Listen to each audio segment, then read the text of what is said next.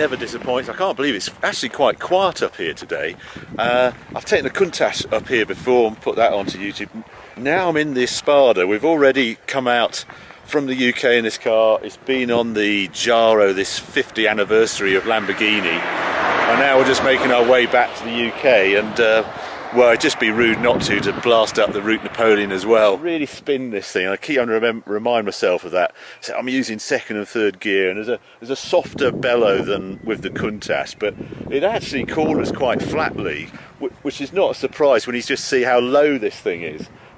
Anyway, we'll continue up, and we'll do a little bit more. It gets a bit tighter, but on the open stretches and on the autoroute coming across Italy, this thing is an absolute hoot. What it does best is actually high-speed cruising. On the hairpins, it's all a bit of a struggle. 350 horsepower, remember, at 7.9. Not a huge amount of torque. Basically, the Miura engine on smaller carburetors, so slightly choked and hasn't got the torque, and weighs 1650 kilos, and he's meant to carry 4 people rather than set the ultimate time up a hill climb. But all great fun. Anyway, let's go and do some more.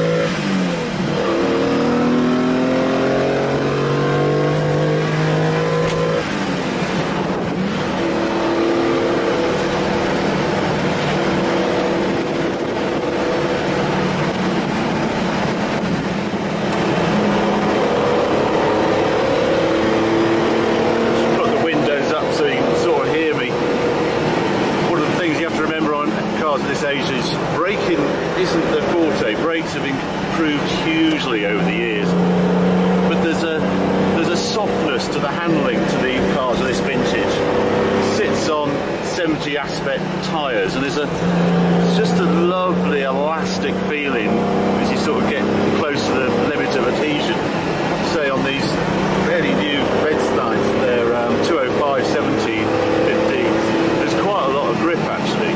You just feel a slight movement because of the sidewalls being at 70 aspect. It's a great bit of road. There's some guys over on the tour, they've come over from New Zealand. And they couldn't go back to New Zealand until they'd driven the Route Napoleon. You can sort of understand why. Power it through. Really stable. Doesn't even think about stepping the back out on this thing. It's got a limited slip, but it's just a four-wheel drift machine in the dry like this.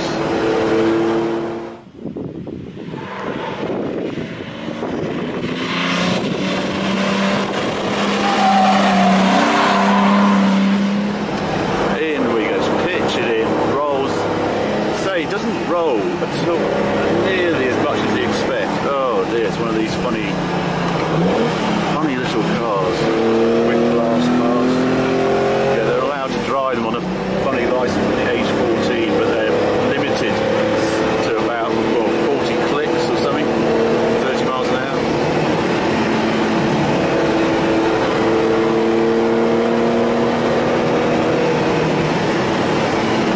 Wish we had roads like this in the UK.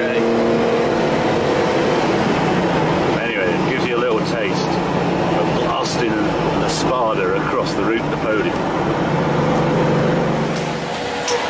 Right, so that's one tank done.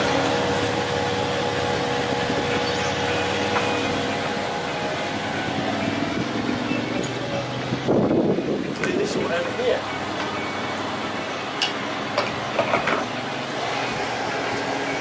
Madness. And when you finish topping this one up, you move back to the other one.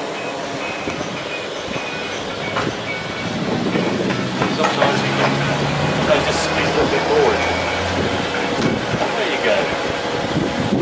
Well, if you ever find yourself lucky enough to be doing the Route Napoleon, this is a great place to stop. It's Castellane. It's on the route, little village, and it's a little sleepy sort of market town. It's a great place for lunches, cafes everywhere you look, and it's famous for having this sort of church on top of a rock, so it's dead easy to see as you come into Castellane, because it's an incredible church on top of a rock, as they tend to do out here. and it has this the green river going through it, which is self-explanatory when you see it, because it really is green. And there's the Verde Valley goes off from here with a famous bridge over it, just named after this river, which is truly green because it's all coming off the glaciers up in the Alps further up. But anyway, I just recommend it as a superb place to stop. Loads of cafes to choose from.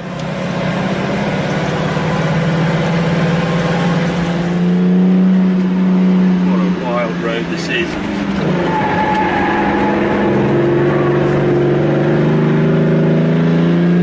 Well, Spada's not quite suited to it, but it's all good fun.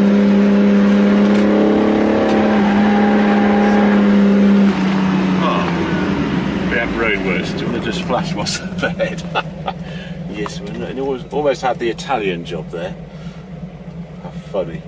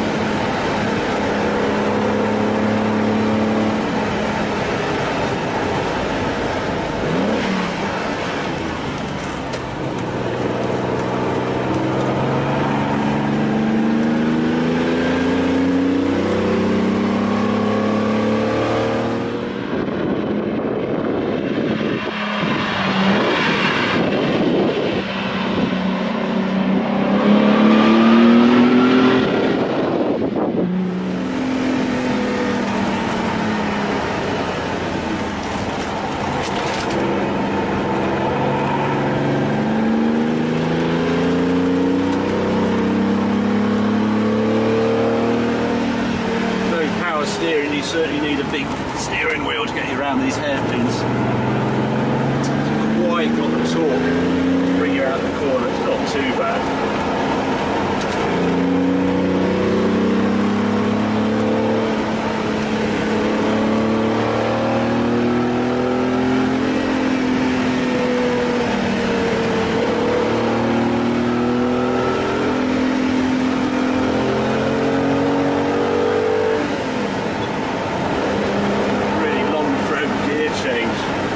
To be rushed.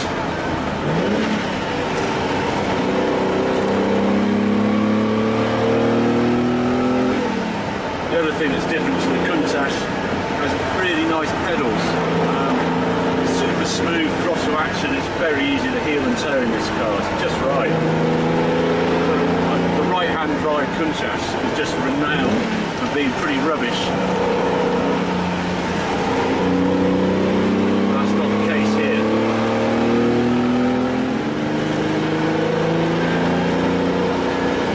Great noise, listen to that Miura V12 howling up to 7,000, occasionally a bit higher.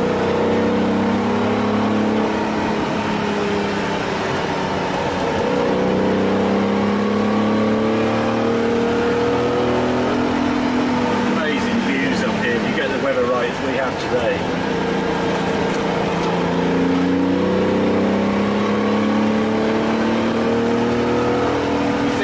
About this road, it's really quite long, it's 80-100 kilometres like this. Here we are, top again. How high are we? Yeah, 1148 metres.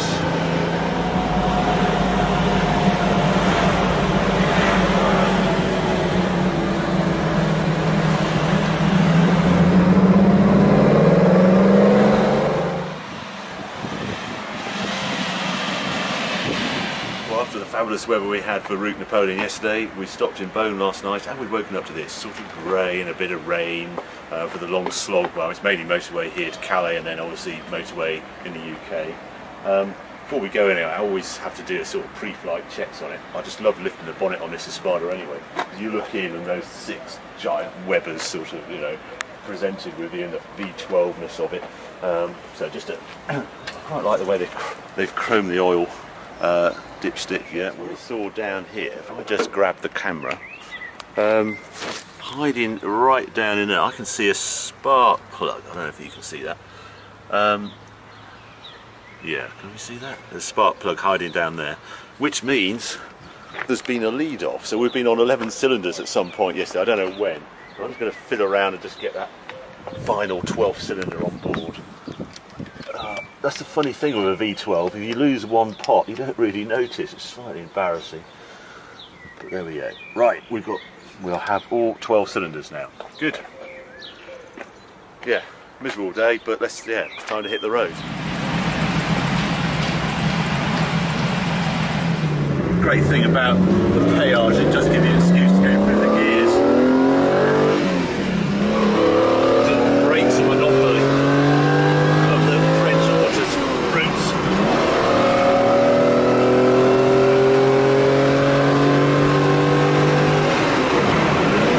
Oh, if only you could just continue sort of cruise, the sort of speed this car is capable of.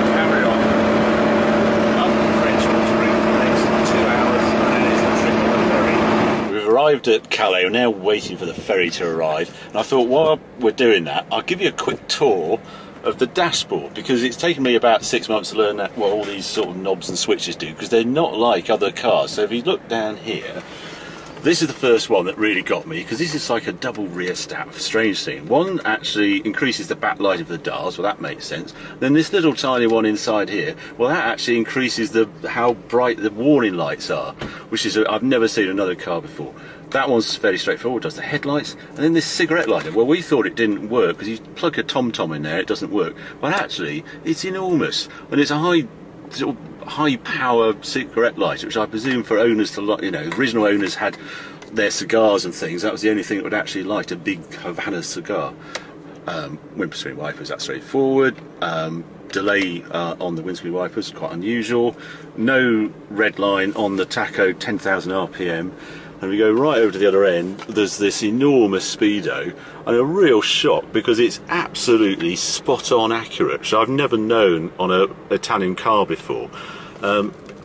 Within a tenth of a mile an hour at 100 miles an hour, just peculiar. Down here we have this thing opens the vents on the bonnet on the outside. That's actually just fresh air coming to the inside cabin. And underneath here is a water tap, and that's how you turn the heating on and off. Again, it's unusual, but it's typical of the period. I had a Ferrari of 1968, and on that one it was even worse, because to put the heater on in that car, you had to stop, open the bonnet, and open some taps under the bonnet, and then you had heat inside. All very peculiar, these sort of 68, 70 cars. This car's 1970. Anyway, no, it looks like we're loading. Anyway, here comes UK.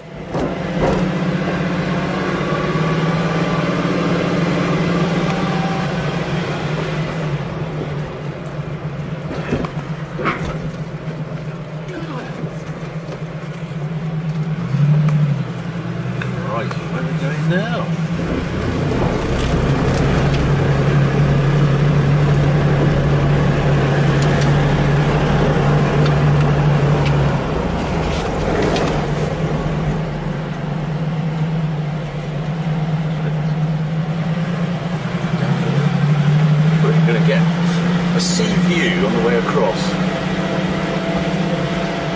Flicking the scar and probably go rusty. Oh, literally. Oh my lord. Oh, there's no spray. There you are. Hope you enjoy the view. Right. Well, we made it. I reckon that was about 1,400 miles. 4 days of adventure. My favourite thing to really get to know a car, and boy do we know the Espada now. It surprised me actually. It's an even better cruiser on the motorway than I expected. And then on that route Napoleon, that was pretty. I was having a ball up there. And I can't help but compare this car to the 330. I had that Ferrari 332 plus 2, and once I'd had a go in the 400 GT Lamborghini at the factory, I thought, oh, actually, this is actually quite a nice car. Perhaps I ought to have a look in the Espada. And that's why I got it in the first place. And between the two, the one thing that the Ferrari 330 has over the Lamborghinis is just in the finesse of its details. It's beautifully constructed, the Ferrari, but it's the engine. It's that Bizzarini Miura V12 engine, 4 litres, 350 horsepower in this thing, that makes the Espada a special car for me. Yes, it's the crazy styling as well, and also it's actually better on suspension than the Ferrari, which sort of came out when we were up in Route Napoleon, because the Ferraris of this period had live axles and leaf springs. We've got independent suspension here, and I'm just so pleased to be able to have said, yeah, I've done a big journey in the Espada on some of the best roads in Europe. But, whoa, what a car this has been. The only way I can describe it is it's a bit like a Daytona. It's a soft version of a Daytona. Daytona's a bit more horsepower, a bit lighter, but not exceptionally lighter than this. I put this on the scales recently. It was 1640 kilos, ready to go with fuel. But it is a wacky looking car. All the time I've owned it, I can't get used to the looks of it. I mean, it is peculiar, and it sits so low. You never get used. You see it in petrol stations and things. You think, whoa, what a thing. But it's so nice to be able to report that it seems to work as well. I wanted this as an S2. I wanted the S2 because you get the Miura wheels of the S2, and I think they're sort of essential to the looks. But I keep coming back to it. It's the engine that makes this special. There it is in all its glory. Let's see if it'll do me a favour and actually see if we can start it up. Yeah, there we go. I love the mechanicalness of it. If you get hold of this, that's great. And you look at all those special levers all moving. I think it's only right that I dedicate the trip to Ferruccio Lamborghini and what he did 50 years ago in forming Lamborghini Automobili and bringing us these great cars that we've seen over the last few days. The Miura, the Espada, Countach, Diabolo. I mean, the list goes on, doesn't it? I mean, Murcielago, well, let's go bring it right up to date, and the Gallardo and the Aventador. The sort of wild streak of Lamborghini continues to this day, but in the Espada, I've had a fabulous time, so thank you, Ferruccio Lamborghini. It's been great fun.